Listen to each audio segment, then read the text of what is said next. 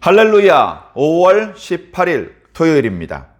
열왕기상 말씀 18장 16절부터 29절까지 말씀을 읽고 은혜 나누도록 하겠습니다. 오바댜가 가서 아합을 만나 그에게 말하매 아합이 엘리야를 만나러 가다가 엘리야를 볼 때에 아합이 그에게 이르되 이스라엘을 괴롭게 하는 자여 너냐? 그가 대답하되 내가 이스라엘을 괴롭게 한 것이 아니라 당신과 당신의 아버지의 집이 괴롭게 하였으니 이는 여호와의 명령을 버렸고 당신이 바알들을 따랐음이라. 그런즉 사람을 보내 온 이스라엘과 이세벨의 상에서 먹는 바알의 선지자 450명과 아세라의 선지자 400명을 갈멜산으로 모아 내게로 나아오게 하소서. 아합이 이에 이스라엘의 모든 자손에게로 사람을 보내 선지자들을 갈멜산으로 모으니라. 엘리야가 모든 백성에게 가까이 나아가 이르되 너희가 어느 때까지 둘 사이에서 머뭇머뭇하려느냐? 여호와가 만일 하나님이면 그를 따르고 바알이 만일 하나님이면 그를 따를지니라 하니 백성이 한마디도 대답하지 아니하는지라. 엘리야가 백성에게 이르되 여호와의 선지자는 나만 홀로 남았으나 바알의 선지자는 450명이로다. 그런즉 송아지 둘을 우리에게 가져오게 하고 그들을 송아지 한 마리를 택하여 각을 떠서 나무 위에 놓고 불은 붙이지 말며 나도 송아지 한 마리를 잡아 나무 위에 놓고 불은 붙이지 않고 너희는 너희 신의 이름을 부르라. 나는 여호와의 이름을 부르리니 이에 불로 응답하는 신 그가 하나님이라. 백성이 다 대답하되 그 말이 옳도다 하니라. 엘리야가 바알의 선지자들에게 이르되 너희는 많으니 먼저 송아지 한 마리를 택하여 잡고 너희 신의 이름을 부르라. 그러나 불을 붙이지 말라. 그들이 받은 송아지를 가져다가 잡고 아침부터 낮까지 바알의 이름을 불러 이르되 바알이여 우리에게 응답하소서 하나 아무 소리도 없고 아무 응답하는 자도 없으므로 그들이 그 쌓은 제단 주위에서 뛰놀더라. 정오에 이르러는 엘리야가 그를 조롱하여 이르되 큰 소리로 부르라. 그는 신인즉 묵상하고 있는지 혹은 그가 잠깐 나갔는지 혹은 그가 길을 행하는지 혹은 그가 잠이 들어서 깨워야 할 것인지 하며 이에 그들이 큰 소리로 부르고 그들의 규례를 따라 피가 흐르기까지 칼과 창으로 그들의 몸을 상하게 하더라. 이같이 하여 정오가 지났고 그들이 미친 듯이 떠들어 저녁 소재 드릴 때까지 이르렀으나 아무 소리도 없고 응답하는 자나 돌아보는 자가 아무도 없더라. 아멘. 자, 이제 3년간의 가뭄이 끝나가는 시점입니다. 아직 비가 내리는 것은 아닙니다. 그런데 그냥 갑자기 아무 일 없이 비가 내리면 이것은 하나님의 뜻을 온전히 드러낼 수 있는 게 아니죠. 성경에 하나님께서 엘리야에게 말씀을 주시는 장면을 빠짐없이 다 기록하지는 않았습니다. 하나님께서 이런 지시는 안 했는데 엘리야 혼자서 왜 이러지? 이제 우리가 그렇게 오해하는 경우가 있는데 결코 그렇지 않습니다. 성경의 모든 것을 다 보여주시는 것은 아닙니다. 하나님께서 다 말씀해 주신 것이죠. 엘리야는 다른 선지자도 마찬가지입니다만 특히 엘리야는 하나님 말씀에 절대 복종, 즉시 순종하는 대표적인 인물입니다. 하나님 명령이 떨어지면 1초도 지체하지 않아요. 곧바로 반사적으로 움직이는 사람입니다. 그리고 하나님께서 말씀하지 않은 것을 독단적으로 아마 이게 하나님의 뜻일 거야 자의적인 판단으로 행동을 하지 않습니다. 이거 뭐지? 이게 하나님의 뜻이었나? 만약에 혼동되는 상황이 발생하면 하나님의 이름을 부르고 하나님께 직접 물어봅니다. 하나님, 지금 이런 상황인데 이거 어떻게 된 겁니까? 제가 어떻게 해야 됩니까? 하나님께 직접 물어보고 하나님께 직접 응답을 받고 문제를 해결하는 스타일이지, 하나님께서 말씀하신 적도 없는데 자기 스스로 판단을 해서 임의대로 행동을 하는 그런 사람은 결코 아니죠. 자, 하나님께서 3년여 가뭄의 기간 동안에 사르밧 땅에서 안전하게 숨어 지내고 있던 엘리야에게 나타나셨습니다. 이제 내가 다시 지면에 비를 내릴 건데 너는 아합 왕을 만나보도록 해라. 우리 성경엔 그렇게만 기록되어 있죠. 그런데 거기에 더 자세한 내용이 이제 있었던 모양입니다. 그래서 엘리야 선지자는 즉시 사르밧 과부와 작별하고 사마리아로 향했습니다. 가뭄이 심했죠. 마침 아합이 왕궁에 있지 않고 어디 뭐 좀 물이라든가 풀이라든가 이런 걸 좀 찾으려고 나왔을 때, 그때 이제 엘리야가 아합 왕을 만나게 됩니다. 오늘 말씀에 보면 그의 왕궁 관리 오바댜가 먼저 엘리야를 만나고 그가 이제 아합을 데려오죠. 그렇게 해서 이제 아합을 만났는데 하나님께서 다시 비를 내린다고 하십니다. 끝! 하고 가는 게 아니고 이 비가 안 내린 이유가 무엇인지, 그 근본적인 원인이 무엇인지 밝히고 그 문제의 일단을, 완벽히 해결된 것은 아닙니다만 그 문제의 일단을 해결을 하고 그리고서 다시 비가 내리도록 하는 겁니다. 그 이야기가 계속해서 열왕기상 18장과 19장에 걸쳐서 나오고 있는 것이죠. 자, 그래서 오늘 말씀에 드디어 엘리야와 아합이 만났습니다. 엘리야와 아합이 만났다는 것은요, 큰 사건입니다. 물론 처음 만난 건 아니에요.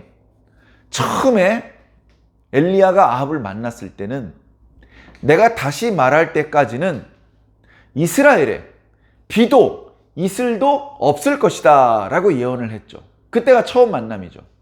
그리고 지금 3년 만에 만난 것입니다. 아합 왕은 영적으로 어둡고 인간적으로 어리석은 왕이었습니다. 모르겠어요. 세속적인 관점에서 보면 나라를 부강하게 만든 그런 어떤 지혜로운 왕으로 묘사해 볼 수도 있을 것입니다. 국가의 위상이 높아졌고 군사력과 외교적인 지위가 높아졌기 때문에 그렇습니다. 그러나 영적으로는 더 밑바닥으로 내려갈 수 있을까 싶을 정도로 바닥까지 떨어져 있는 상황입니다. 영적인 분별력이 전혀 없는 것이죠. 여러분, 상식적으로 한번 생각해 보십시오. 바알신은 폭풍과 비, 풍요와 다산의 신입니다. 비가 안 와요. 비가 안 오면 엘리야를 잡아가지고 멱살을 잡을 게 아니라 바알신에게 기도하면 되는 거 아닙니까? 엘리야가 뭘 할 수 있겠어? 엘리야가 인간에 불과한데 비가 오게 할 수 있겠어? 비를 관리하는 신은 바알이라면서, 그럼 바알에게 기도를 했어야지. 3년이 넘게 기도했는데 바알은 비를 내리지 못해요. 아, 그럼 눈치채야지. 바알은 가짜구나. 바알은 거짓이구나. 아, 이걸 딱 눈치를 채야지. 3년이 넘도록 계속 속고 있으면 이거 어리석어도 너무 지나친 거 아니냐고요. 자, 그럼에도 불구하고 아합 왕은 엘리야를 찾습니다. 주변 나라에 사신을 보내서 엘리야를 찾습니다.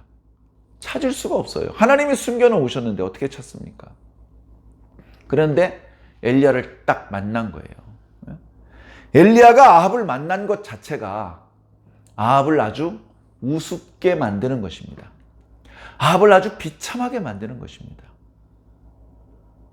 네가 너의 정치력, 외교력, 군사력으로 그 모든 힘을 총동원했는데도 불구하고 나 못 찾았지? 너는 나를 못 찾지만 나는 너를 언제든지 원할 때 만나러 이렇게 올 수 있어.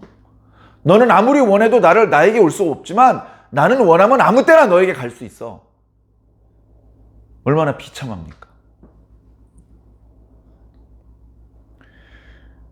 첫 마디가 이겁니다. 이스라엘을 괴롭게 하는 자여, 너냐? 얼마나 멍청하면 이런 말을 할 수 있을까요? 상황 판단을 전혀 못하고 있는 것이죠. 상황 판단을 정확하게 하고 있는 엘리야가 정정해 줍니다. 아니, 이스라엘을 괴롭게 하는 건 내가 아니고 너야. 너 때문에 이스라엘이 이렇게 괴로워진 거야. 그러면 아마 분명히 아합 왕이 이렇게 말했을 겁니다. 내가 뭘 했다고? 거기에 대한 답까지 해주죠. 네가 하나님의 명령을 버praw고 바알들을 따랐기 때문이야. 그래서 지금 이스라엘이 이렇게 괴로워진 거야. 너 때문에 이스라엘이 괴로워진 거야. 그것도 몰라서 그걸 알려줘야 됩니다. 비를 다시 오게 하기 전에. 그 다음에 이런 이야기를 합니다. 자, 그러니 이제 이렇게 합시다. 여호와의 선지자는 나 하나 남았고 바알의 선지자는 북이스라엘 곳곳에 있으니 사람들을 보내서 바알의 선지자 450명과 아세라의 선지자 400명을 한 대로 모아주십시오. 제가 갈멜산에서 기다리고 있을 테니 갈멜산으로 모아주십시오. 거기서 우리가 대결을 하게 해주십시오. 이렇게 요구를 합니다. 자, 많은 것들이 생략되어 있죠. 우리 생각에는 그렇게 엘리야가 미우면 달려와서 멱살을 잡고 앞으로 뒤로 흔들어야지. 아니면 군사들을 빨리 불러가지고 처형을 시켜버려야지. 근데 그렇게 하지 않고 엘리야가 순순히 돌아가게 해줍니다.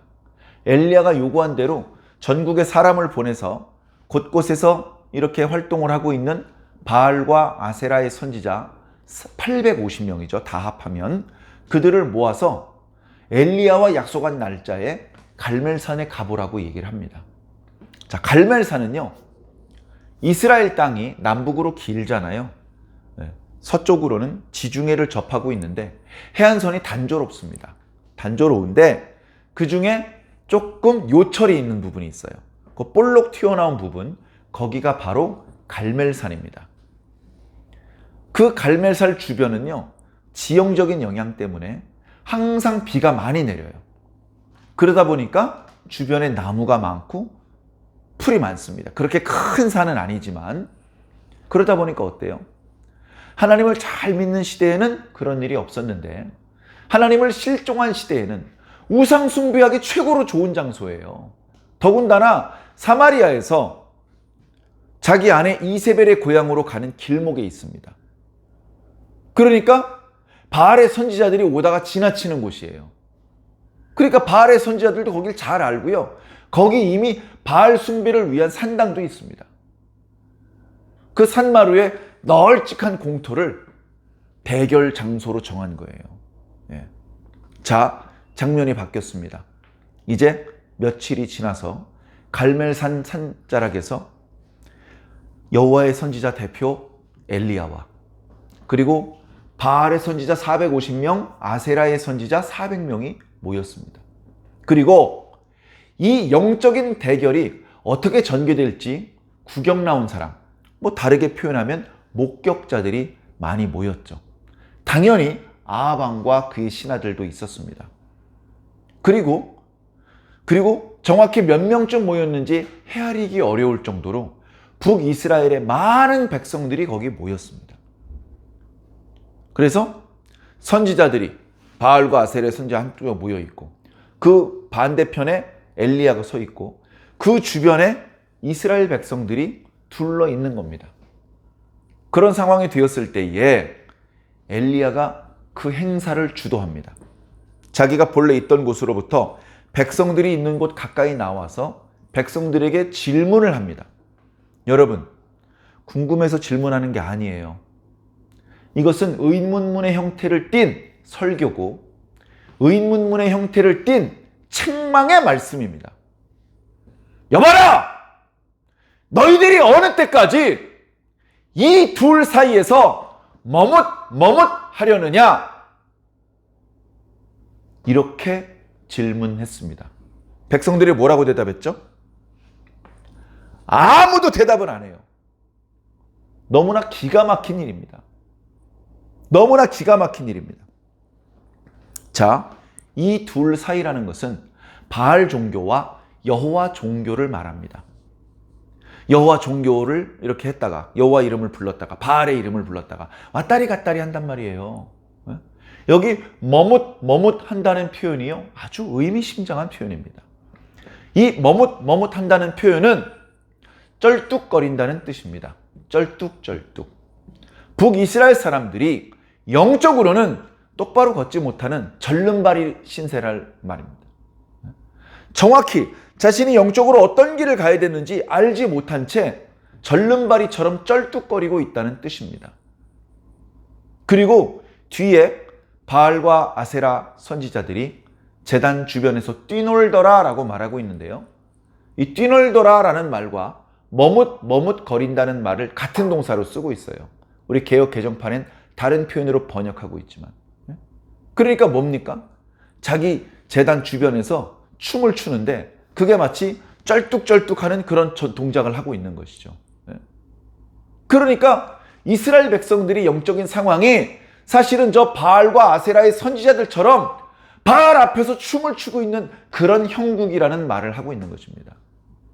저는 이 엘리야 선지자가 백성들을 향해서 질문을 던질 때, 아니 책망의 말씀을 선포할 때 예전에 여호수아가 백성들 앞에 비슷한 질문을 했던 기억이 떠올랐습니다. 여호수아가 110세를 살았습니다. 110세를 사는 동안 참 많은 일이 있었죠. 많은 일이 있었죠.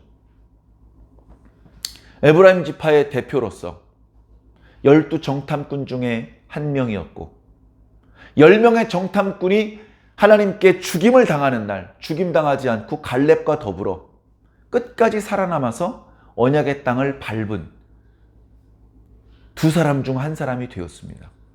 모세가 죽은 이후에는 이스라엘 전체를 지휘하며 이끄는 인도자가 되었습니다. 그리고 요단강을 건너서 정복 전쟁을 수행했고 하나님께서 주신 평화를 맛보기도 했습니다. 그러던 여호수아가 이제 자신이 곧 죽을 거라는 것을 느꼈습니다. 자신의 죽음도요, 영적으로 깨어있는 사람이 느끼는 거예요. 그걸 영적으로 둔감한 사람, 자기가 죽을 줄 몰라 아무 준비 없이 갑자기 죽어버립니다. 대부분의 사람들이 그렇죠. 그러나 자기가 죽는다는 것을 심하면 한 5년쯤 전부터 압니다. 5년쯤 전부터. 몸에 아무 이상이 없는데 사고를 만나서 죽은 것도 아닌데 5년쯤 전부터 미리 자기가 죽을 것을 짐작하고 느끼면서 준비하는 그런 사람들도 있습니다. 영적으로 깨어 있어야만 가능한 거예요. 자, 여호수아가 자신의 죽음을 앞두고 백성들을 불러 모아요. 백성들을 불러 모으는데 백성들이 눈치가 있습니다. 야, 벌써 몇 년째 여호수아가 우리를 모은 적이 없는데 야, 뭔가 중요한 이야기를 하시려나 보다. 백성들이 하던 일을 멈추고 사실은 각 족속의 족장들만 오면 되는데 꽤 많은 사람들이 모였습니다. 어쩌면 이번이 여호수아를 보는 마지막이 될지도 몰라 하면서 여호수아 앞에 다 모였습니다. 그때 여호수아가 뭐라고 말했습니까? 너희들이 여호와 하나님을 섬기든지 여기 가나안 사람들이 믿는 신들을 섬기든지 오늘 정해라. 왔다리 갔다리 하지 말고 오늘 정해. 오늘 나하고 우리 집 사람들은 여호와만 섬기기로 결정한다. 그렇게 백성들에게 얘기를 했어요. 네?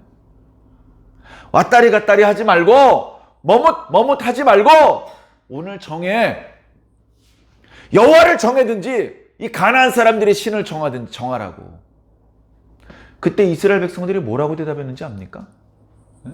그때 모여있는 이스라엘 사람들이 한 목소리로, 큰 목소리로 우리는 영원히 여호와만을 섬기겠습니다. 우리는 영원히 여호와만을 섬기겠습니다. 그렇게 소리 질렀어요. 그런데 오늘 엘리야가 말하는데요, 한 놈도 대답을 안 해요. 한 놈도 대답을 안 해요. 눈치만 보고 있어요. 얼마나 영적으로 병들었습니까? 네? 얼마나 돌이킬 수 없는 지경에까지 떨어진 겁니까? 네? 참 너무나 피눈물 나는 그런 상황입니다. 자, 엘리야가 말합니다. 자, 너희들이 보는 것과 같이 여호와의 선지자는 나 혼자 남았고 여기 바알과 아세라의 선지자는 바알의 선지자는 450명이 있으니 너희들이 소 2마리를 준비해라. 소 2마리를 준비해서 하나는 나를 주고 하나는 저 바알의 선지자들을 줘라. 그러면 바알의 선지자가 그 소를 잡고 제단 위에 나무를 깔아놓고 소를 올려놓는다. 나도 소를 잡고 제단을 쌓아서 그 위에 나무를 올려놓고 소를 올려놓겠다. 불은 붙이지 않겠다. 그렇게 만들어 놓고 기도했을 때 불로써 응답하는 신이 진짜 하나님이다. 그렇게 물어봤더니 그제서야 백성들이 대답을 합니다. 맞소! 옳소! 그게 좋소! 네? 조금 전에 왜 머뭇거리느냐고 언제까지 그럴 거냐고 물어볼 땐 한 놈도 대답을 안 하더니 불로써 응답하는 신 그가 참 하나님이라 했더니 백성이 다 대답하되 그 말이 옳도다 라고 얘기를 하는 거예요. 그제서야. 자, 그래서 소를 갖고 왔습니다. 그래가지고 바알의 선지자들한테 줬더니 소를 잡아가지고 제단을 쌓아가지고 그 위에 나무를 버려놓고 그리고 소를 올려놨습니다. 불은 절대 붙이지 마라. 나보다 너희들이 많으니 너희들이 먼저 기도해라. 그래가지고요. 그들이 아침 일찍부터 정오까지 아침에 해 뜰 때부터요. 해가 정수리에 뜰 때까지 기도했다는 뜻입니다. 그들이 자기 나름대로의 방법으로 바알신을 부르면서 우리에게 응답해 주시옵소서, 불로써 응답해 주시옵소서 이렇게 기도했겠죠. 바알의 선지자들은요. 나름대로 선지자예요. 무슨 말이냐면 바알이라는 신이 진짜로 존재한다고 믿고 있는 거예요. 바알이라는 그런 신이 정말로 자신들의 기도를 듣고 저 제단에 사람이 불을 붙이지 않았는데 거기에 신이 직접 불을 붙여줄 수 있다고 믿고 있는 거예요. 그래가지고 열정적으로 기도를 하는 거예요. 불이 붙었습니까? 안 붙어요. 조금 전에 엘리야의 말에 이스라엘 백성들이 침묵했던 것처럼 바알의 선지자 450명이 그렇게 간절히 기도하는데 정말 민망할 정도로 아무 대답이 없습니다. 아무 응답이 없습니다. 그러니까 엘리야 선지자가 희롱합니다. 야야, 너희들 목소리가 많이 작아졌어. 힘이 빠진 것 같아. 좀 힘차게 바알을 불러봐. 야, 그도 신이기 때문에 그가 뭔가 생각에 빠져 있는지 어떻게 아느냐? 외출했는지 어떻게 아느냐? 그가 바쁜 일이 생겼는지 아니면 잠들어서 깨워야 되는 상황인지 어떻게 아느냐? 야, 그래가지고 되겠냐? 했더니 더 큰 소리로 미친 듯이 소리를 지르고 자기가 쌓아놓은 제단 주변을 이리저리 뛰놀고 심지어 칼과 창으로 자기 몸을 자해하면서 자기 몸에 피를 흘려가면서 바알이여! 내가 당신을 향한 충성을 보이기 위해서 내 몸에서 피를 흘리나이다. 나의 충성심을 받아주시고 이 제단에 불을 붙여주시옵소서. 그렇게 정말 애타게 기도하는데 아무 응답이 없습니다. 아무 응답이 없었더라. 이렇게 오늘 말씀이 마무리가 되고 있습니다. 자, 충분히 기회를 줬죠. 충분히 마음껏 후회 없이 기도할 수 있는 충분한 시간과 기회를 줬습니다. 근데 안 돼요. 아무 응답도 아무리 기다려도 아무 응답이 없습니다. 아무 응답이 없어요. 이제 엘리야의 차례겠죠. 이제 엘리야의 차례입니다. 바알의 선지자들은 목이 다 쉬었고요. 이리 뛰고 저리 뛰고 하다가 땀이 범벅이 돼서 초죽음이 된대. 어떤 놈은 자기 몸에 칼과 창으로 찔러가지고 피를 줄줄 흘리고 죽기 직전의 상태인 놈도 있습니다. 그래가지고 잠깐 쉬어라 내가 할 테니까 해가지고 450명 아세라의 선지 800명까지 합한 850명이 저쪽에서 초죽음이 돼 있습니다. 이씨, 왜 불이 안 붙지? 이씨, 붙을 때가 됐는데 이러고 있습니다. 그때 엘리야는 자기 제단을 새롭게 만들어요. 이스라엘 12지파니까 12돌을 갖다 놓고 그 이야기는 내일 주일 예배를 통해서 자세히 말씀을 듣도록 하겠습니다. 자, 오늘 말씀에 보면 세 종류의 인간이 나옵니다. 하나는 바알의 선지자죠. 종교인이긴 합니다만 어떻습니까? 잘못된 믿음을 가지고 있습니다. 오늘날에 우리의 신앙과 다른 타 종교인들이 있습니다. 또 우리 기독교 안에 분류하고 있습니다만 사실은 거짓 교리를 믿고 있는 이단에 빠져 있는 사람들도 많이 있습니다. 각자 자기 나름대로 확고한 믿음을 가지고 있어요. 그러나 잘못된 걸 믿고 있습니다. 그들의 결말은 매우 불쌍해질 것입니다. 매우 비참한 최후를 맞이하게 될 것입니다. 그런가 하면 엘리야 같은 사람이 있습니다. 숫자는 많지 않습니다. 하나님을 믿되 제대로 믿고 올바로 믿는 사람들이 있습니다. 저와 여러분들이 바로 엘리야와 같은 존재이어야 합니다. 그러나 현실은 어떻습니까? 엘리야와 같은 사람은 눈 씻고 찾아도 찾기가 어렵습니다. 정말 하나님의 심정으로 가슴을 찢으면서 기도하는 사람이 어디 있습니까? 성경을 그렇게 많이 읽으면서도 하나님의 뜻을 바르게 헤아리는 사람이 누가 있습니까? 나는 성경을 100독을 했어. 나는 필사를 10번을 했어. 그것을 자랑 삼고 그것 때문에 교만해지는 사람은 있어도 성경을 여러 번 읽을수록 필사를 여러 번 할수록 하나님의 깊으신 뜻을 헤아리는 사람은 정말로 찾아보기 어렵습니다. 교회 예배당이 없어서 기도를 안 하는 겁니까? 기도하는 방법을 몰라서, 한글을 몰라서 기도 안 하고 성경을 안 읽는 겁니까? 큐티 책자를 사다 드리지 않아서 큐티를 안 하는 겁니까? 그냥 무조건 안 하고 있어요. 핸드폰만 보고 있습니다.